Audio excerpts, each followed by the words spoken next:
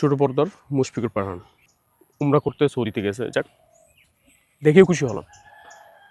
ওখানে যাওয়ার পর আসলে এই দিক দিয়ে এগুলো নিয়ে কন্ট্রোভার্সি না করে আমি মনে করি বেটার। ও এরকম মানুষ না যে ভাই, হ্যাঁ উমরা করছে, ওর পাপের কথা স্মরণ করে ভালো হয়ে যাচ্ছে। যেমন এই যে তাহসান ভাই, হ্যাঁ তামিম মৃদা ভাই, ওরা কিন্তু এখন সোশ্যালের বাইরে।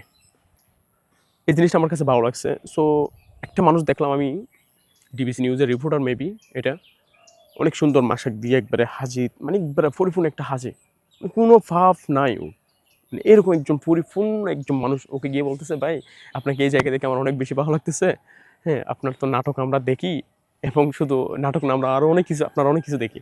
আলহামদুলিল্লাহ, আমরা একজন প্রিয় মানুষকে পাইছি, মদিনা শরীফকে। শরীফে আমার সাথে যিনি আছেন অনেক, ওনার নাটক এবং সবকিছু দেখি আমরা। তো হাজি সাহেব, আপনি কি দেখেন ওই তানজিদ তিশার সাথে 2-3 মিনিটের লিঙ্ক, এগুলো দেখলেন নাকি আপনিও? যাই হোক, এগুলো স্কিপ করেন।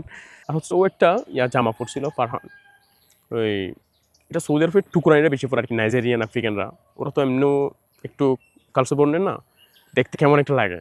আমি ওরে ফারহানের প্রথম আমি এটাই মনে করছি ভাই, কারণ ও একটু শ্যামলা বর্ণ কালো, সেজন্য। সো আমরা যখন নাটক দেখি তখন তো ভাই অনেক সুন্দর দেখে, মেকআপ আর্টিস্ট, এডিট, হ্যাঁ সব কিছু মিলে একটা মানে কি আইটেম বানাই ফেলে ওরে। সো সে সেই জায়গায় এমন দেখার পর আমি তো পুরাই হতভম্ব। আমি আবার আরেকটা কথা চিন্তা করতেছি, আমার একটা ফ্রেন্ড আছে প্রিন্স ভাই সেলকান, সৌদি আরবে, ও ভাই ওর অন্ধভক্ত। আমি চিন্তা করতেছি ও যে গেছে, ও কি জানে, ও কি দেখা করতে পারছে, ওর সাথে দেখা করছে আজও? আমি এটা নিয়ে খুব কনফিউজড। আমার বন্ধুর কল দিতেছি, বাট বন্ধু কল রিসিভ করে না, মনে হয় তাড়াহুড়োর মধ্যে আছে ওর সাথে দেখা করার জন্য। তো এই বিষয়টা আমি বলতেছি যে এগুলো নিয়ে এত মাথা হাইপ তোলার কোনো কিছু নাই। যে সে একজন কেমন মানুষ সেটা দেখা দরকার আগে। ও যে এখন উমরা করছে, ও বলতেছে এখানে আসার পর অনেক ভালো লাগতেছে, যদি ফ্যামিলি নিয়ে আসতে পারতাম। তো ফ্যামিলি নিয়ে আসার কি দরকার ভাই? যাওয়ার দরকারটা কি আমি মনে করি, আপনি দোকান থেকে এসে আপনি সেম ওই পাপেই আপনি যুক্ত হবেন, আবার তো তিশা আপুদের হাত গড়া করে তারপর আপনি ওই যে দিয়ে দিবেন, হ্যাঁ এগুলোই তো করবেন আর কি আপনার কাছ থেকে।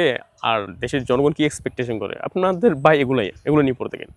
আপনি যদি অনুতপ্ত হন যে ভাই না, আমি এই জায়গায় আসছি, আমি এখন রিয়েলাইজ করতেছি আমি অনুতপ্ত, আমি এই কাজগুলো আর করবো না, সব আমাকে ক্ষমা করে দিন, এই জিনিসটা আপনার ভিতর থেকে আসতে হবে, অনুতপ্ত হতে হবে। তারপর না আমরা এই বিষয়টা নিয়ে, হ্যাঁ যে অ্যাপ্রিসিয়েট করতাম যে ফারহান ভাই এই কাজটা করছে, আলহামদুলিল্লাহ, হ্যাঁ আমরা বলতাম আলহামদুলিল্লাহ। যেমন বললাম না, তাহসান ভাইয়ের ক্ষেত্রে বলতেছি আলহামদুলিল্লাহ, ফ্যামিলিদার ভাইয়ের সাথে বলতেছি আলহামদুলিল্লাহ। এইরকম কাজ হতে হবে ভাই। যে এখন গেছেন, হ্যাঁ তারপর 2 দিন পর আসবেন, এসে আবার বেড়ি মানুষের হাত জলাডলি নাটক করবেন, হ্যান ত্যান বকস, এগুলো কোনো ভাই লজিক নাই, বুঝছেন? আল্লাহর কাছে এগুলোর কোনো লজিক নাই। অনুতপ্ত হন, ভালো হয়ে যান, ভালো ভালো হয়ে যান। মানে এগুলো শুধু উমরা করে যে টাকা পয়সা খরচ করবেন, মানুষকে দেখাবেন, লোভ দেখানো বাদ দেন, ভালো হয়ে যান।